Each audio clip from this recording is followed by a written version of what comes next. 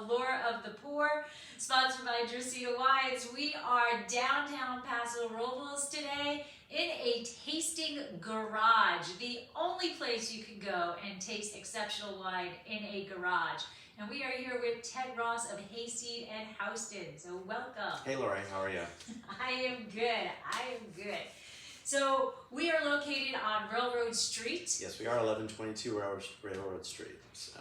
And there is a train track right behind you, so it is a very good name. So if anybody is in downtown Paso, just look for the train track, follow it, and you will find the garage. Yeah, you can get here by car, you can walk, or you can take Amtrak. So yeah. Just jump out the window when you see the garage. That's right. Absolutely. So first question is always that origin story. So tell us, how did you get into the wine industry? Just almost by chance. My partner and I moved here about 10 years ago to retire, and we love wine. We love that there are a number of wonderful restaurants in a small community. We're only 30,000 people with more than a handful of really nice restaurants. So that was pretty high on our list, and of course a lot of wonderful wineries to go wine tasting at or to enjoy. And after being here for not long, I kind of got pulled in. This town has a way of doing that to people depending on your professional background. I was introduced to an individual, Enrique Torres, that he and his wife Nora Torres were going to start a wine label. He'd been a winemaker in the community for many years at that point, but they wanted to do something for themselves and for their family and didn't have too much experience in sales and marketing. Fantastic winemaker. And so I started helping them just kind of get their business going and doing their marketing and that sort of thing. And ultimately worked with them for about 3 years, from 2013 to 2016. And in 2016, they gave me the opportunity to start making wine for my own label, which was not something I'd considered doing. It certainly wasn't a motive behind me helping them. I was really just trying to help out a young couple with young kids. My kids are grown and gone, so it was an opportunity. Anyway, so we did that in 2016. I started making my wines with Enrique in 2016, and we opened in 2019 when the first wines were available. And what was that first wine? We had 4. So Warrior, which is a blend of Cabernet and Petit Syrah. Those were the very first wines that Enrique and I made, 2016 vintage. In 2017, I made a Pinot Noir. So both those wines were ready when I opened in 2017. By then, we complemented those 2 wines with a nice Chardonnay, stainless steel ferment called Excuse My Dust, and then also a Rosé of Grenache. All right. And so now the name Hayseed and Housdon, how does that come about? Because that's not, anywhere else. It's certainly not French. Right? Yeah, well, I didn't want the brand to be, let's say, bougie. I wanted it to be approachable. Hayseed is a euphemism for somebody who's from the country, used often, in the Midwest, an older term that not a lot of people know, but Hayseed's like saying country bumpkin. So I didn't want to call it country bumpkin wine. Somebody already had that, so not really. But I wanted the brand to be approachable. Kind of from day one, we made a commitment to focus a lot of our effort not just on making quality wines and providing a hospitable environment for people coming into town to taste those wines, but also raising awareness and some funding for local nonprofits. So part of the idea was that we would have a very approachable brand for first-time visitors to Paso, maybe people that were not necessarily interested as much in spending $100 on a bottle as maybe $40 on a bottle. And also to not discourage locals from coming in, because locals have a lot of options here. Almost everybody knows somebody in the wine industry. My joke is if you're not married to a winemaker, you're probably sleeping with one. So it's a small town. But and so by branding it as I did, Hayseed, it kind of appeals to a lot of the locals, and that ensures that we get a lot of awareness amongst the community of the different nonprofits that we support that are out doing a lot of things to help those in the community that just need a little extra help. So what's the Housdon? Housdon was my grandmother's last name, so it's a little homage to my grandmother. I didn't want to name it after me, Ted Wine. There's Ted Talk. Yeah, way too pretentious. Yeah, I know. I should have trademarked that when I had the opportunity. Missed out. But so Housdon was just Ivy Housdon was a grandmother of mine, and I was very close to her growing up. So I just thought the H and H, the nice literal alliteration there, kind of worked. So. Oh, very nice. And now, when you first opened, did you secure this garage right away? Yes, absolutely. I started looking for a space downtown Paso. There are now, I think, something like 27 stations downtown. There were probably a bit fewer than that 4 years ago when I opened, nearly 4 years ago. But just happened to be driving down Railroad Street, a street that I hadn't spent a lot of time on before. At that point, there weren't a lot of retail businesses on Railroad Street. That's changing. The city's got kind of a redevelopment plan, and they're really kind of trying to focus on Railroad Street. I'm going to be joined by a few other tasting rooms here pretty soon. There are 2 new ones on Railroad Street since I opened, Stilson and Innate Cellars. So I was just driving by. I saw a for lease sign on at the time, very unattractive garage. So I called the agent and I took a look at the space and I thought I had potential. And so I put a little bit of effort into it. We opened up in August of 2019. Well, I think you put in more than a little bit of effort, because this place, I love this place, and it's a hip place to be, but at the same time, like, it is what you said. It's like it's hip, but it's local, and it's casual, and all the way it's set up, everybody is able to talk to each other. Every time I come in here, it's not just a tasting or whatever. People are having conversations with each other. Definitely. Yes. Yeah, it's interesting. Having a tasting room, it's kind of like tasting room, wine bar at night.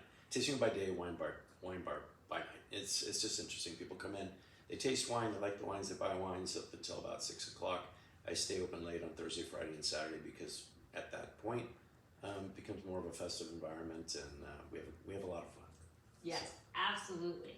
And now you did mention a bit about that your first thing you were thinking about is that you wanted to give back to the community, and each of your wines are dedicated to a different charity. Correct. Yeah, we have 8 wines in the program, so we have 8 nonprofit partners that we raise not just the money for, but awareness of for the things that they do in the community. I could go down the list, but just generally, those organizations are looking after and providing a limited amount of support to people that are not housed in the community that need meals.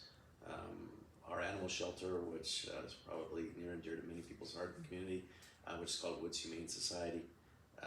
Kids in foster care, those that volunteer to be advocates for kids in foster care, veterans, a couple that specifically focus on drug awareness, drug prevention, and that sort of thing within the school system. So yeah, a lot of good organizations. Our local women's shelter. So yeah, great organizations. And does each vintage change who you're working with? No, we've been consistent in identifying the nonprofits that look after segments of the community that we care about, establishing a relationship with those nonprofits with each new wine that we bring to market. When we opened, we started with 4 wines, so we had 4 nonprofit partners. We've augmented that. We're up to 8 wines now. It's probably about where we'll stay. I don't see adding many new wines to the program, but and so we've got basically the same partners we started with. We just added a few partners since we've added wines in the 4 years that we've been open. And who was your first? Very first was Operation Surf, a great organization based in Avila Beach. They take veterans out surfing as a form of therapy. They call it ocean therapy. It's pretty marvelous what they do. They've touched lots of lives. A lot of people that have gone over to do our dirty work for us in Afghanistan and Iraq, who didn't come back exactly the same way that they left, have benefited from the opportunity to go out and have a good, healthy surfing experience with comrades and enjoy some of that, get that adrenaline going and all of that. So very, very interesting and very awesome organization based in Avila Beach called Operation Surf. And that's our wine that we call Warrior, which is appropriately named, but also is the right way to, I think, identify, with the organization that supports some of our quote-unquote wounded warriors. Perfect. And so what is your favorite thing about the wine industry? Oh, that's a good question. I think the degree of collaboration that exists within, of course, the community, but also across different winery entities, winemakers. We're all helping one another. The Downtown Association that we're part of, which is called Downtown Wine District, amazingly collaborative. There are 26 other tasting rooms that I quote-unquote compete with, but I don't really ever feel that there's a sense of competition in between us. A lot of support for each other. You don't have to pick just one winery to go to or one wine to buy. We're all delivering a slightly different experience and of course different wines. So we're there to help each other. That is especially true during harvest. It takes more than one set of hands and certainly more than one brain to make wine. If it wasn't for my opportunity to benefit from the knowledge of 2 more senior winemakers, I would not be able to do this. So we're all helping each other, and I'm probably getting the most help from them because of the years of experience that they have, and I'm still relatively new at this. So it's an amazingly collaborative community, and that was a bit of a surprise for me. Right, me too. I mean, from the East Coast, Yeah. it's a whole different ballgame. When we first came out here, and there's like handshake contracts, Yeah. I was like, no, and just getting the slowdown. Yeah. It's not always it's go in a different way. Yeah. But I have to agree 100%. There's so many people who I talk to that say, I can't believe how everybody recommends each other and Right. how everybody helps each other here. Like our visitors to Paso, and especially the downtown area, they're always like, we've never been to a place that didn't have something good to say about other wineries, and I think that's something that we stand out very, very well for. Yeah, I don't get the sense that it's quite as collaborative in other winemaking communities across the country that I visit, but of course I'm not as intimate with those businesses and those communities as I am with Paso. But I love what we're about, and again, the degree of collaboration is pretty mind blowing to me. Right. So I probably 30% of my business is referrals from other wineries, as opposed to what I can generate through my own marketing and outreach. So Right. I'm a beneficiary of all of that. But you do give it back Oh, of too. course, So yeah. It's not, you're not only benefiting. Yeah, you it's the do only give it place. back. It's true. It's the only place I've ever been, or retail environment that I've ever been to, where we hand out each other's business cards or our 2-for-1 coupons or what have you. We're inviting people to go, check the wines at our competing tasting rooms, because again, we just don't feel a sense of competition between us. It's we're all there for one another, and it's pretty awesome. Yeah, if your wine brings people to the area, then you're bringing people to the Right. area, and that benefits everybody else. And I agree. I don't think there's too many other wine regions that kind of feel that same way. Yeah. All right, so whenever you get asked that question, the next question is, and what is your least favorite part of the wine industry? Wow, I've never really thought about that. Like a lot of industries, I mean, this is not unique to wine. We put a lot of hours in, harvest in particular, and managing a business with employees and inventory to worry about, and it's largely dependent on farming, things that are somewhat out of our control. We end up putting a lot of hours and a lot of energy into producing the product, particularly between early September and mid-November. So that's kind of the harvest period.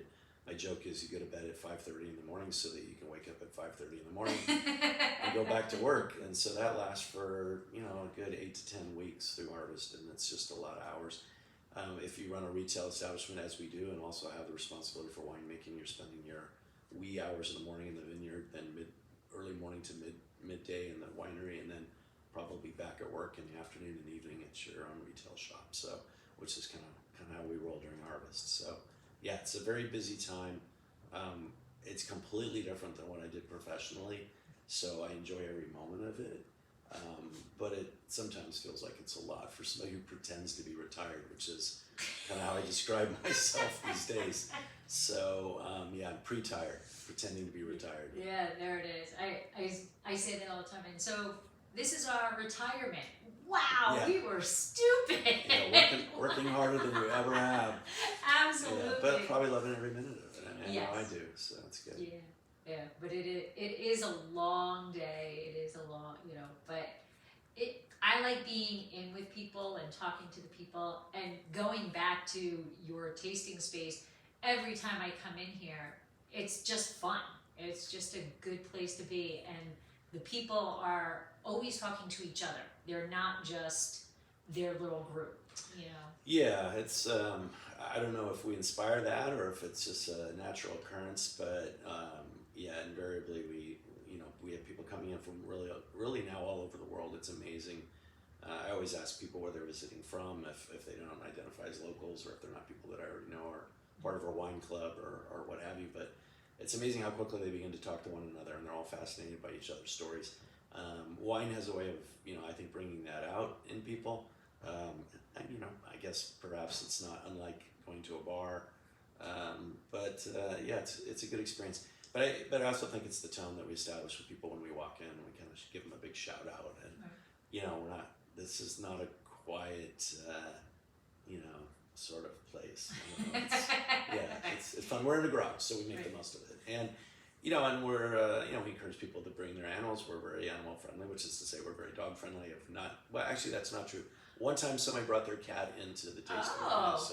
So yes, we are dog and cat friendly, but let's face it, not too many cats out on a leash walking around the neighborhood. But anyway, although I have seen people walk their cat like that, and I've seen people walk a rabbit. Oh, interesting. Like that's that. Great. Yeah, that's great. Well, I should probably put that on our website that we're rabbit friendly also. There you go. Absolutely. Who knows? You might come in with you have a rabbit day. Yeah, sure. It might be it might be that way.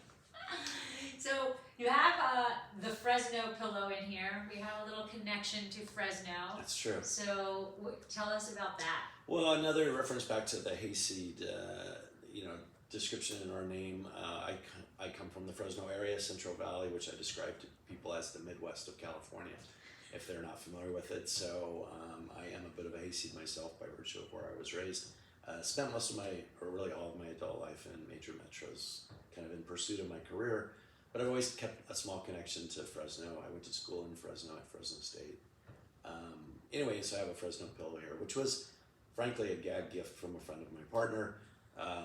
She grew up on the East Coast when her friends, who were mostly also East Coasters, found out that she was dating and ultimately moving all the way across the country to California to be with a guy from Fresno. They kind of laughed. So one of her friends was walking through Manhattan and happened by a Jonathan Adler boutique. I guess he's some shishi designer that I've never heard of, but anyway, and saw this Fresno pillow among other things, and a line of kind of Americana stuff that was something they were doing. That pillow cost a ridiculous amount. I was going to say that probably was a very expensive pillow if it was New York. Yeah. So they bought the pillow for Wynn to send to me, or to send to her to just as kind of a gag gift. If anything, we had it in our house for a couple of years, and it really was kind of out of place. But it fits in perfectly here with the tasting room. And quite a few of our customers, I'd say about 20% of our customers, come to us from the Central Valley. We're only about 2 hours away from Fresno, which is 500,000 people. It's a fairly large metro. And so a lot of people can identify with that pillow. But I make a joke and just tell them that it was purchased at a boutique in Manhattan. It probably cost close to $200. And if you pick that up at the Bulldog shop at Fresno State University, the little gift shop, $2. it would be $6, made by the same company in China that did it for Jonathan Adler. So, but people see that, and of course it inspires conversation. Really, every image and everything that we have in the tasting room is designed to inspire conversation. So, pictures on the wall, what the subject of the pictures is all very important to us, and there's a story behind everything, which gets people talking, and that's really what we'd like to see happen in our tasting room. We do talk about the wine, of course, quite a bit, but that's maybe 40% of the dialogue.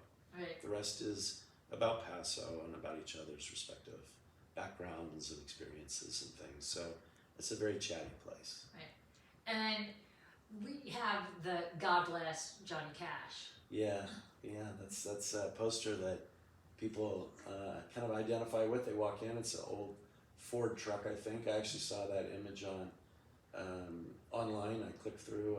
I just was kind of trolling, looking for Johnny Cash, which was an artist, of course, that I love and we play a lot of here in the tasting room. But I saw that image, so I clicked through it. It took me to an Etsy website where a young person in Texas was raising money by selling her images on Etsy to cover the cost of her tuition. And I liked it, so I downloaded it. I paid $40 or something for full rights, which is again how she makes money to fund her college tuition. And then I sent it out to bigcanvas.com or something, and they put it on this big life-size poster. Anyway, so a lot of people comment on the poster and on the bumper sticker that's on the truck in the image that she took, and it says "God Bless Johnny Cash." It took me 3 years to realize I could produce bumper stickers and then merchandise that a little bit. I was in marketing my whole career. How I didn't stumble on the idea, but I had so many people walking in saying, "I love that poster. I love that bumper sticker." It took me 3 years to realize I could actually make them and sell them. Anyway, so that's my only merchandise. We're a little light on merchandise here. we are pretty much all about the wine, but yeah, we also sell bumper stickers that say "God bless Johnny Cash." Where else can you go that's got wine and bumper stickers? I don't know. Right? I don't know. Yeah. And it makes sense in a garage. It's true. It's actually consistent with our brand and what we're trying to be. So, yeah. I think it's hysterical. I've been in here loads of times where people are like, "Can I get that bumper sticker? Can I get that bumper sticker?" Yeah. So yeah, absolutely.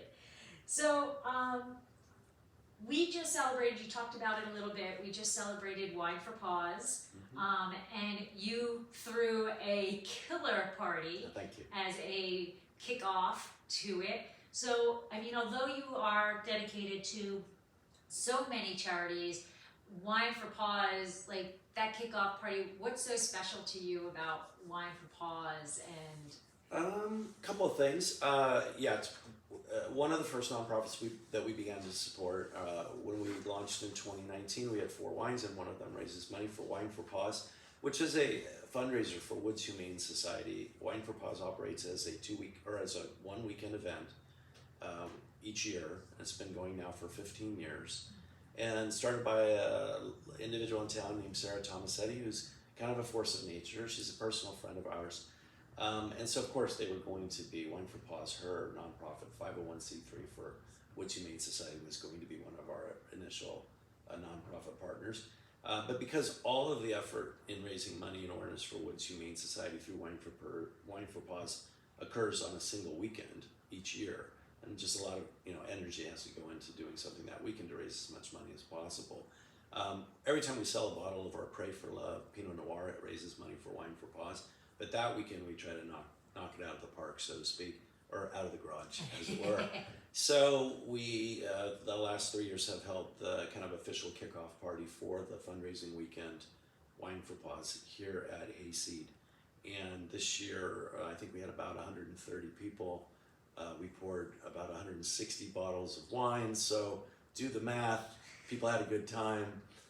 We had live music and food, of course, and other things, but we're able to raise about $9,000 that evening just through the kickoff party. So it was a fun time. I think Sarah this year has raised close to $80,000. wow, With the 100 or so wineries that participated, but we were proud to say that we raised a little over 10% of the total. So that's fantastic. That's fantastic. We had always wanted to participate in it, but never had the tasting room. Right. And then when COVID hit, I sent her an email like, well, since nobody is doing this, can I do this now? Absolutely. And so we participated 2 years online, virtually. Yeah, awesome. And then this was our first year that we had the tasting room. Yep. And every time somebody put money in the little tip jar thing, I just was so giddy. I was so, because as you know, animals are near and dear to me. So absolutely. That is one of our big charities also. So but that party was pretty damn fun. It was like a lot of people, the band, who was the band? Mark Adams and his mystery band. Oh. So Mark Adams is actually a winemaker and I think an owner at Ledge Vineyards. And so talented winemaker in his own right, but also is a fantastic musician. And we've been watching Mark and his band perform since we first started coming to Paso 15 years. So obviously he's got a lot of passion for not just winemaking, but music. And it's right up our lane as far as the style of music. A lot of Lefty Frizzell and Hank Williams, and it's a lot of covers of some kind of classic country bands. Plus, Mark's got a long list of original music that they perform as well. That is kind of in that same vein and spirit. So, just fantastic performer. So, did you get to enjoy the party at all? I enjoy every party, but I enjoyed it behind the bar. So yes, so I was Luckily, I got a lot of support from my partner Wynn, Holly, who works Thursdays, Fridays, and every time I go out of town. So she really kind of keeps this place going. She's my tasting room manager, or tasting garage manager in this case. And then a couple of volunteers, Brittany, that came in, and we got some free help from their partners as well. So it takes a lot of people to pull off an event like that. So I did my fair share, probably 1/6 of the work, and they did all the rest. So now we are part of, or you're part of the Downtown Association. Mm-hmm. So why did you choose downtown? I don't think I would be anywhere else. I mean, I very much want to be part of Paso. Um, there's a huge connection, obviously, between what we're doing and the different, nonprofits that operate in town. So we want to be very Paso Robles specific because that's a natural and obvious tie-in to the fact that we've got a lot of Paso Robles-based nonprofits operating in the community to look after, again, folks that just need a little extra help and animals. And being in a more remote location would just seem to be a greater disconnect with that. So it was, kind of consistent with our overall intent in developing a brand that was focused, of course, not just on wine, but on giving, that we were right in town and right available, for people that are coming to Paso and trying to not just discover our wines, but also our community and what we have to offer. So, this is a place where you can come and you can find out if you have a social conscious, just kind of how high on a scale of 1 to 10 Paso's social conscious is. And when you hear about the different organizations that are in the community doing the things that they do, which are really spectacular, it really helps you form an impression about the type of community that we are. And it's a really amazing community. It's a very open, very diverse and very fun. So if you're not in the tasting room or making wine or work-wise, what do you do in downtown? Do you hang out down here? Yeah, quite a bit. We love the restaurants. I mean, it's a food and wine town. And obviously, given the size of our community, roughly 30,000 people, we kind of over-index on not just wineries, but also on quality restaurants. And we are kind of foodies, so we do spend a lot of time. There are about 10 in our heavy rotation, 10 restaurants, and then all the others that are not in our heavy rotation. But so we're in town quite a bit. And of course, there are other things to do, in and around Paso. We have a wonderful light exhibit called Sensorio, which is just on the edge of town. It's really spectacular.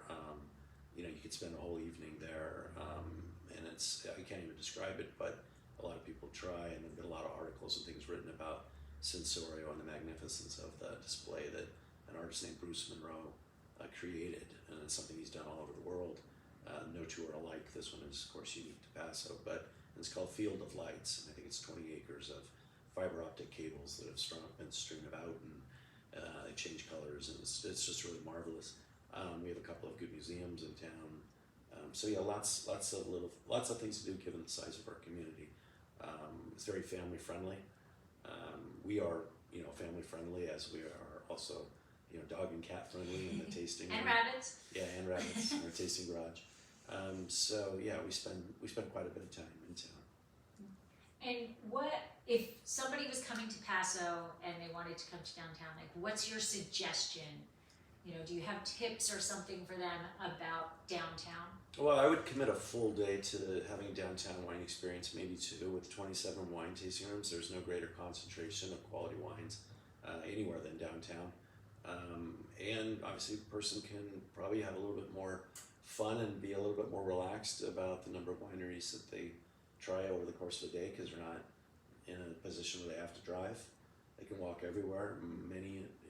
Many of the lodging and accommodations are right close to the downtown area. We've got quite a few fine hotels here right in the community. So you can spend 1, maybe 2 full days. You're probably not going to make it to all 27 of our downtown tasting rooms in 2 days, but you're going to get a really good sampling of the quality of wines that we have here. And the different wineries that are represented in the downtown area are extensions, or maybe whatever the reverse word is for extensions, concentrations of the grapes that are grown throughout the entire AVA and even beyond the AVA. 2 of my 8 wines, I source the fruit outside of Paso because there are grape varietals that don't necessarily love the 110 degree temperatures that we can get in the summer. And so for my Pinot Noir, I go to Santa Barbara County. For my Chardonnay, I have a relationship with a vineyard in the Santa Lucia Islands. And that's kind of true for most of us in the downtown area. We're pulling fruit, making our wines from grapes that are grown throughout the 11 different districts in the Paso Robles AVA and beyond that, coastal varietals and so on. So You can get an incredible number of different wines by varietal or blends and things with a really high degree of creativity and experimentation by visiting the downtown tasting rooms. And I don't think there's probably a greater concentration of that anywhere that I've been. I mean, Napa is, obviously a wonderful AVA, but fairly broad and strewn out. There isn't, from my experience, as much of a concentration of tasting rooms in Napa proper as there is here in Paso. And there's certainly nowhere else in our AVA where you can go to so many wonderful wineries within a few feet of each other. Right. It's really amazing. Yeah. And the nice thing, the other thing I like about Paso, about downtown, is like you said, there's 27-ish tasting rooms here, and oh my God, if somebody made it through 27 tasting rooms in 2 days, that's a trooper. That is a trooper. And they try. Well, one thing we do, we have quite a few events, wine walks that we call them. It's kind of a euphemism. They each have a theme and a different name. We do them maybe 3-4 times a year as an association, the Downtown Wine District. And the formats for those are everybody's doing a small pour of a particular wine, usually paired with a food item. And if you participate in one of our wine walks, you can get to quite a few of the wineries because you're not in a position where you're having to spend 45 minutes or an hour tasting through 5 or 6 different wines in each place. You're going in for one specific wine, getting a sense for the vibe of the place, learning a little bit about what the brand is about, what the winery's focus is, having at least one taste and a little bite, then you can move on to the next place. And I definitely know people that make it, they challenge themselves to try to get to all 20 or 25 or 27 of the wineries that are participating in those things. So over the course of an afternoon, which it's impressive. It is impressive. Yes. It is impressive. But you are right. It's one small pour. It's one small pour and one little bite of food or whatever, and then they're off. Yeah. And we usually get between 100 and 150 people on an afternoon like that are participating in the wine walk and sell over. I think as an association, we sell close to 250 tickets usually to these things. So, but there are so many tasting rooms. Do the math. It's there's never more than about 5 or 10 people in the tasting room at any given time over the course of the afternoon.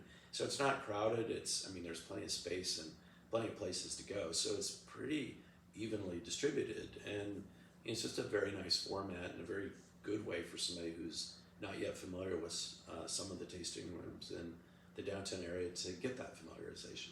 Right. And I think the next one is mid-July. It is. I think it's scheduled for July 15th. 15th? Yeah. Right, July 15th. And later in the afternoon. Yeah. Because July and Paso equals heat. Yeah.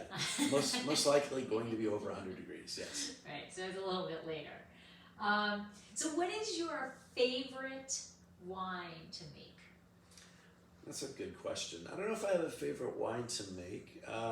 My partner Wynn loves Pinot Noir. I am committed to making Pinot Noir every year for that reason. It's a bit hard to find Pinot Noir at tasting rooms in the Paso AVA because it's not really a grape that's grown here. As I mentioned before, it's a little too hot here. So I'm always on a quest to get the best quality fruit I can out of the area. I now have a great relationship with a vineyard called Riverbench in Santa Barbara. It's in the Santa Maria Valley on Fox and Canyon Road. So they're not at all known for good Pinot. Yeah, right. So it's Pinot heaven if you like Pinot, especially if you like a California style Pinot Noir. So our Pray for Love Pinot Noir, which is the one that raises money for Wine for Paws and Woods Humane Society, is a wine that I'll make every year. And if I don't, Wynn will probably have to find a winemaker that does. I'm never going to take that chance. But anyway, and I do present a whole cluster fermentation on that, so 25% stem inclusion, which gives the wine just a little bit more structure and kind of a nice backbone, kind of those solid, Pinot Noir phenolics and all that really come through. I use 50% new French oak, so I try to maintain some consistency in the approach to making the wine. And when we see obviously a variance from vintage to vintage, then it's explained usually by climate as opposed to changes in the winemaking technique. So anyway, but that probably is the funnest to make because it's just ultimately not something that everybody in Paso has. And there are a lot of Pinot heads out there, including my partner. So, and so it does help draw people to our tasting garage because if they come to Paso looking for Pinot, it's a little hard to find. Right, absolutely. But Pinot can be finicky. Absolutely, yeah, for sure that. So. Did you, with the cluster, the whole cluster and everything, did you play around with that at the beginning before you? I had some experience working with Enrique. Okay. He and I started making some wines together before we started making my wines for my brand. One of which was a Pinot Noir. So, and really everything I know, which is still not a lot, I know from the two winemakers I work with, Enrique Torres, who has Diablo Paso with his wife Nora Torres, and Steve and Stephanie Anglum down at Anglum Wines, who are actually a couple I've known for close to 30 years now. We all work together professionally in Southern California at a time when none of us knew we were going to end up in Paso Robles or in the wine industry. We were in marketing services in the automotive industry. So I give credit, of course, to both Enrique and Steve for kind of mentoring me. The wine business is a trade like many others where you enter as an apprentice if you're lucky to be kind of supported or sponsored. And in a sense, I kind of am by my two winemaking partners. They're, journeyman or master status. And when you become a journeyman, you're probably still going to work for a master, like in a lot of trades. So I would put myself somewhere between, apprentice and journeyman at this point. I would put each of those winemakers in the category of journeyman to perhaps master, because they've both been now making wine for over 20 years, and they're wonderful. So everything I know about wine, I know from those two people. And I'm still working with them, and I hope to be working with them the rest of my encore career in wine, because they're always going to have 20 years more experience than me. Right. So. And so what do you want people to know about or remember about Hayseed and Housdon? Well, quality wines, of course we are raising awareness and sharing our profits with wonderful non-profit organizations in the community. But you have to have profits to share profits. So we still need to make quality wine. We're still buying the best, absolute best fruit available in Paso, sparing no expense to do that, and working with, two very, very senior and experienced winemakers to produce wonderful wine. And with that, then we have an opportunity to, do a lot more insofar as raising funds to share. So, people might come in here if they know about our commitment to giving, but they're far more likely to come back if the wines are good.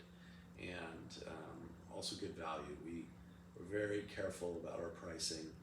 Our reds are priced at $46 a bottle, which now would be kind of on the low end of handmade wines in Paso. And our whites and rosés are $32 a bottle. We don't want to offend or scare people off by pricing. Sometimes that can happen, and then so not to find fault in anybody else's strategy, but some people are shooting for premium, and they accomplish that by putting a high enough price on there to convince people that the worth is actually worth that much.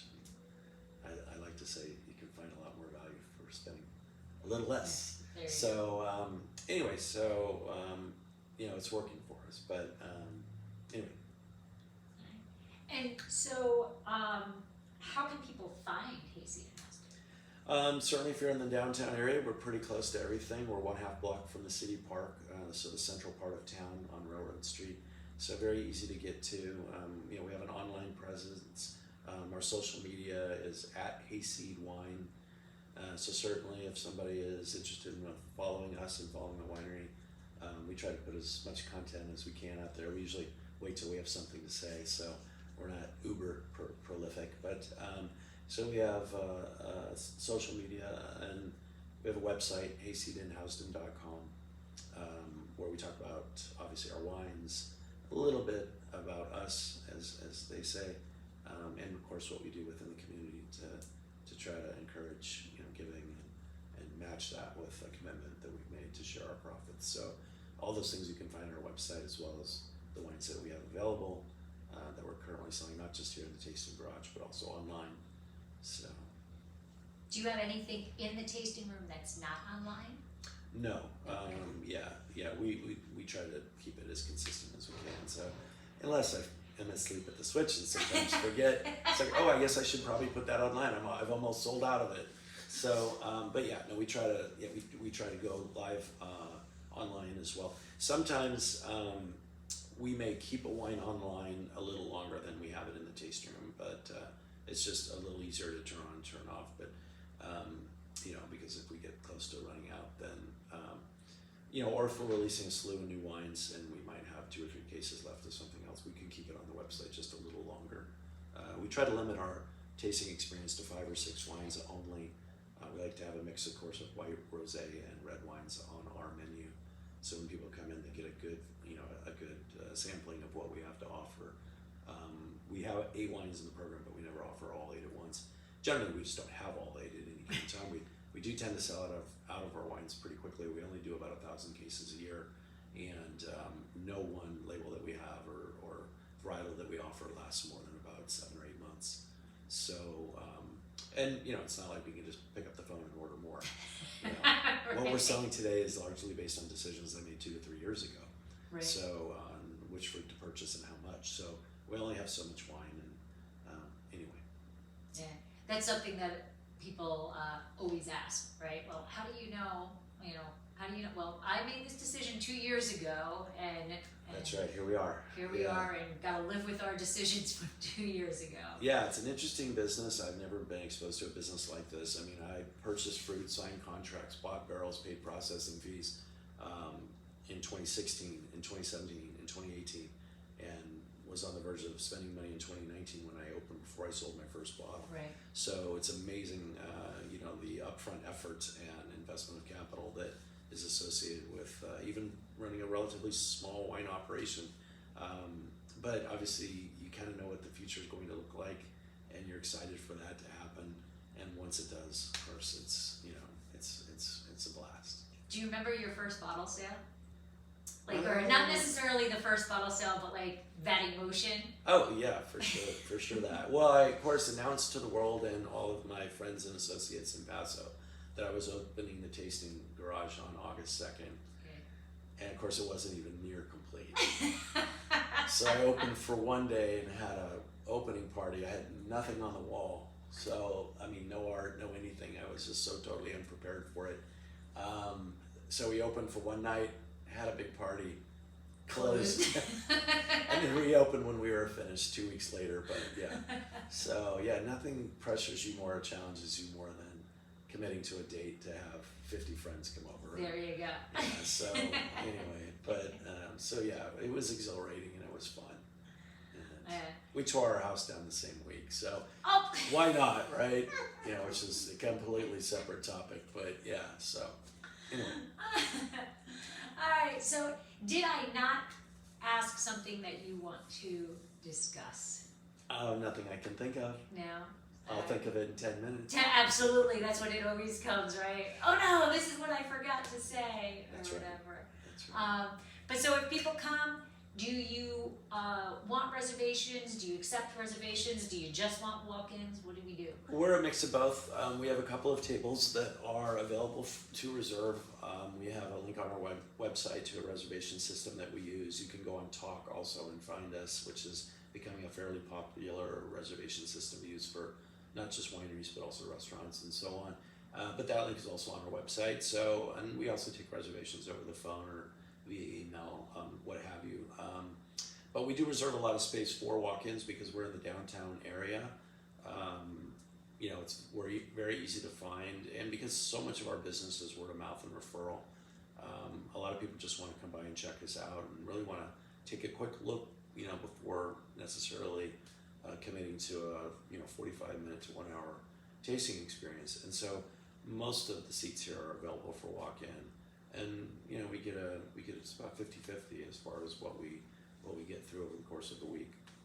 And at any time they can do a glass. Because you said you shut down you pretty much switch over to buy the glass in the evening. Well, we'll do tastings until we close at 9. Oh, okay. And we're Thursday, Friday, Saturday we're open till 9. So we will continue to do wine tasting up until the time we close. It's just by then many people they've been to their 3 or 4 different wineries and have had that wine tasting experience, and are maybe then here in the evening just to settle down with a glass of wine or with friends to share a bottle. So but we'll continue to do tasting, and then on Mondays and Sundays we're open from noon until 6, and then it's mostly wine tasting. But yeah, we definitely sell by the glass and by the bottle as well. Okay. And if my thought process is correct, that means you're dark on Tuesday and Wednesday? Tuesday, Wednesday, yes. So those are days off. Those are the days that we're at the vineyard or at the warehouse or at the winery or doing our taxes or doing. There you go.